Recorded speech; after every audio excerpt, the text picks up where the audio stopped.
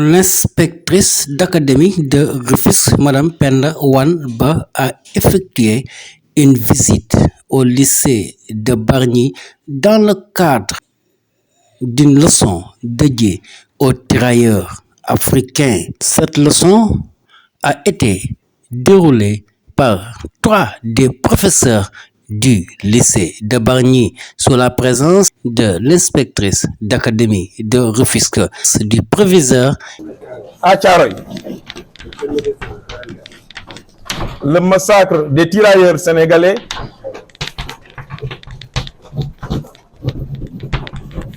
à Thiaroye,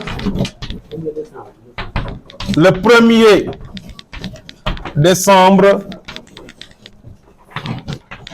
1944. Il ne faut pas être donc dans cette dynamique de pacification. Cheikh Anta disait même la restauration de la pensée historique. Donc bravo à toutes les autorités et au Sénégal présentement qui essaient de faire revivre et également de repenser et maintenant de réécrire la vraie histoire, celle-ci que nous avons vécue. Alors, et pour le bilan, déjà il dit il y a une confusion. En fait, il y a 2 théories. Il y a certains qui donc parlent de combien? 30, 35. D'autres parlent de... Voici maintenant le débat. Maintenant, comment se fait-il que on rapatrie des Sénégalais ou bien des tirailleurs sénégalais? Ils sont dans le camp. On nous parle de mutinerie. C'est quoi une mutinerie? Oui, allez-y. Un acte de révolte contre une autorité. Donc, qui fait la mutinerie? À qui ils sont? Mais comment c'est des gens qui ont fait la guerre pendant 3 à 4 ans? Ils rentrent. Qu'est-ce qu'ils veulent? Regagner leur famille. Maintenant, ces gens-là peuvent-ils être armés face à l'autorité française?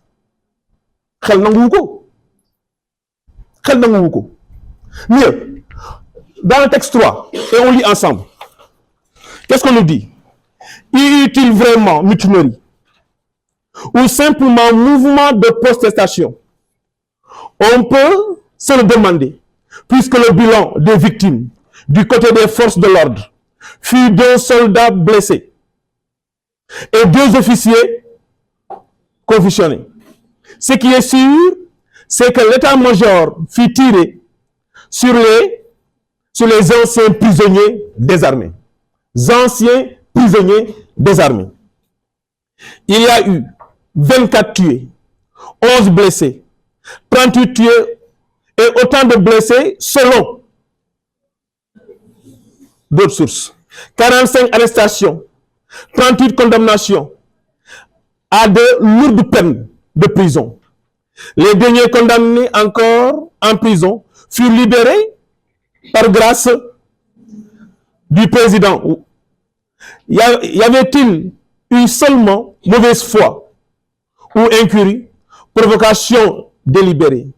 On peut se demander, l'état-major partisan, de la manière forte, n'a-t-il pas délibérément cherché l'occasion de faire un exemple pour mettre au pas les anciens combattants? C'est ce terme-là que je cherchais. Alors regardez, maintenant, à partir de ce moment, nous avons un bilan.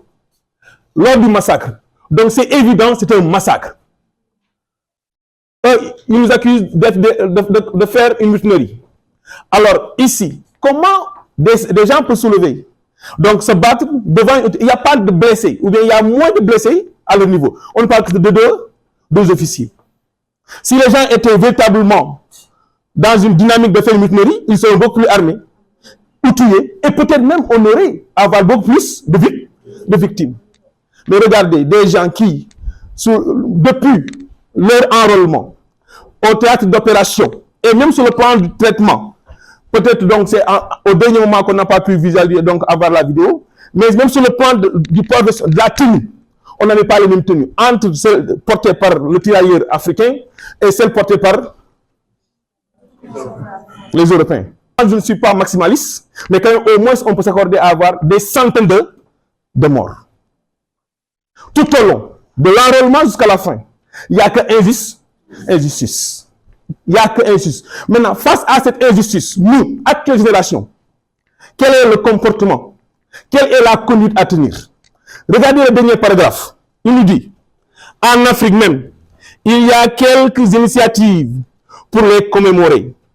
Ainsi, le Sénégal a institué des journées des tirailleurs à la mémoire de tous les soldats qui ont participé à la guerre à côté de la France. C'est en cela que vous, nous, actuelle génération, ce qu'on peut faire pour cette génération, au moins de dire merci. Merci de défendre la peau noire. Merci également de porter des valeurs. Merci également d'apporter notre contribution à l'histoire. Qui braquent leurs armes sur leurs frères d'armes, en l'occurrence les tirailleurs sénégalais, en tuant, en les massacrant. Ce massacre donc se fait voir à travers le texte numéro 1 que nous avons, qui nous donne tout simplement ce que nous appelons le bilan et le déroulement. Qu'est-ce qu'il faut faire? Prenons le texte pour imprégner le texte et voir comment ça se passe. Lisez. Le 1er décembre 1944, une tragédie sans nom s'est déroulée dans le camp militaire de Thiaroye, un petit village dans la banlieue de Dakar, qui a causé la mort de 35 tirailleurs sénégalais. Selon la version officielle, plus de 300 morts selon d'autres témoignages, fusillés par les troupes coloniales pour avoir manifesté pour le paiement de leur indemnité de guerre. Ce massacre est symptomatique du mépris de la part de la puissance coloniale française envers les soldats africains qui avaient combattu pour sa libération pendant la Deuxième Guerre mondiale, dans le but de faire taire les légitimes revendications de ces hommes. Une opération des forces armées destinée à écraser, réduire les rebelles a été montée. Pour camoufler le massacre, certains officiers ont produit des rapports à charge et ont fabriqué de toutes pièces l'histoire officielle d'une mutinerie. En Afrique même, il y a quelques initiatives pour les commémorer. Ainsi, le Sénégal a institué une journée des tirailleurs à la mémoire de tous les soldats qui ont participé aux guerres et à côté de la France. On note. Vas-y. Le 1er décembre 1944, une tragédie sans nom s'est déroulée dans le camp militaire de Thiaroye, un petit village dans la banlieue de Dakar, qui a causé la mort de 35 tirailleurs sénégalais selon la version officielle. Plus de 300 morts selon d'autres témoignages, fusillés par les troupes coloniales pour avoir manifesté pour le paiement de leur indemnité de guerre. Ce massacre est symptomatique du mépris de la part de la puissance coloniale française envers les soldats africains qui avaient combattu pour sa libération pendant la Deuxième Guerre mondiale, dans le but de faire taire les légitimes revendications de ces hommes. Une opération des forces armées destinée à écraser, à réduire les rebelles a été montée. Pour camoufler le massacre, certains officiers ont produit des rapports à charge et ont fabriqué de toutes pièces l'histoire officielle du mutinerie. En Afrique même, il y a quelques initiatives pour les commémorer. Ainsi, le Sénégal a institué une journée des tirailleurs à la mémoire de tous les soldats qui ont participé aux guerres à côté de la France. Se mettre à crier pour dire que c'est trop. Comme si 35 personnes ne sont pas des êtres humains, mais des animaux entre guillemets. Tuer 35 Africains, c'est pas la fin du monde. Tuer 35 Africains, c'est pas une fatalité. Tuer 35 Africains, c'est pas un péché. Un péché, c'est dans l'ordre naturel des choses. Or, le rapport officieuse nous dit quoi? Plus de 300. Et là, ça va créer une bombe. On passe de 35 à 300. Ça disant quoi? Il y a 265 personnes qu'on a occultées. 265 personnes qu'on a cachées. 265 personnes qu'on a voulu effacer leur histoire. Comme si ils étaient inutilement importantes par rapport à l'évolution de l'histoire de l'humanité. Ce qui fait que donc très vite, il fallait faire des revendications. Il fallait commencer à remonter les bretelles, à remonter la pente pour essayer de trouver comment essayer de faire convaincre à la France qu'il faut reconnaître que ce qui s'est passé à Thiaroye n'est pas un événement au hasard, mais c'est tout simplement une tentative d'épuration ethnique ou bien une tentative d'épuration de crimes de l'humanité. Par rapport à cela donc, ce rapport nous fournit qu'il y a 300 éléments qui ont été massacrés et les Européens cherchent à camoufler la situation à laquelle elles sont confrontées au Sénégal, et du coup donc, en permettant de mettre en place ce qu'on appelle une falsification historique. De cet état de fait donc, l'histoire, comme on l'a dit toujours, cherche à retracer la vérité historique à travers des preuves, mais aujourd'hui, les preuves ont bel et bien montré que Thiaroye n'est pas un événement ordinaire. Thiaroye est un événement extrêmement important dans l'histoire de l'évolution de l'humanité, mais surtout des Sénégalais. Parce que tout simplement, il faut qu'on s'approprie de cette histoire pour mieux comprendre le pourquoi et le comment, nous, aujourd'hui, le rôle que ces tirailleurs ont joué dans l'évolution de la décolonisation, qui constitue un élément important sur le programme en histoire en terminale. La décolonisation prend départ avec ces tirailleurs qui, lorsqu'ils sont revenus en Afrique, ont commencé à conscientiser la population africaine pour les faire part et les faire comprendre que tout simplement, devant ces gens qu'on appelle les Européens ou les Blancs, nous sommes tous égaux parce que nous avons combattu avec eux dans leur territoire les valeurs respect, égalité, justice et équité. Première mention d'État donc sur le nombre de rapatriés. Deuxième mention d'État, le 4 décembre 1944, c'est-à-dire 3 jours après le massacre de Thiaroye, le gouvernement français a sorti un circulaire pour dire que c'est une mutinerie parce que ces gens avaient reçu l'intégralité donc de leur paiement, de leur somme. C'est tout à fait faux. Et ça a été même démenti par Axel Mabon et en 2014 par le président François Mitterrand. Lors du sommet donc de la francophonie, il a déclaré ici que je suis venu réparer donc une chose irréparable. Ce qui s'est passé ici, c'était épouvantable.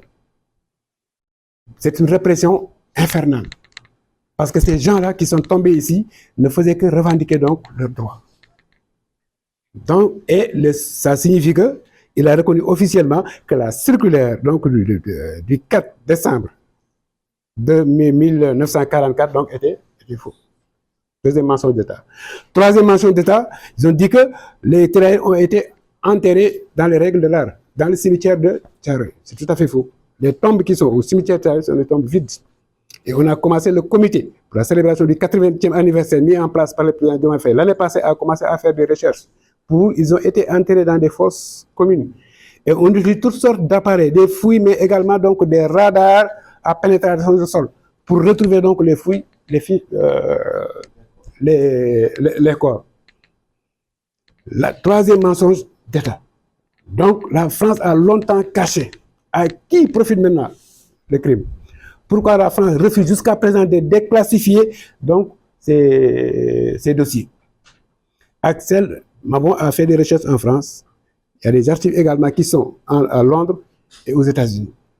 Et même des archives sont restées ici au camp militaire de Bel-Air jusqu'en 2011. Mais on ne retrouve plus ces archives. Ont-ils été détruits? Personne ne sait. Ce serait illégal d'ailleurs.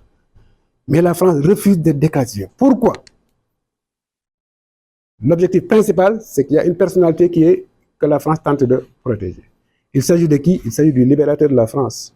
L'homme qui a dirigé la libération de la France lors de la Deuxième Guerre mondiale. L'un des leaders, les présidents les plus donc, de la République française. L'une des figures emblématiques donc, de l'histoire de la France, il s'agit de qui? Du général de... Parce qu'en 1944, ou c'est le 1er décembre 1944, qui était le chef de la France, qui dirigeait la France, le général de... Bien qu'il n'a pas été élu, c'est lui qui a libéré donc. Et l'ordre vient donc des autorités françaises. Le texte que M. Nadjil a lu, c'est un télégramme. Un télégramme, c'est-à-dire, avant, ce n'est pas à l'époque des fax et des téléphones, on envoyait des télégrammes, c'est-à-dire des messages envoyés par un appareil qu'on appelle le télégraphe. Vous avez vu sur le texte également, on parle que certains officiers ont produit donc des rapports à charge et inventé de toutes pièces officielles donc d'une mutinerie. Ça, ce télégramme-là, c'est un rapport à charge d'un officier français et qui vient...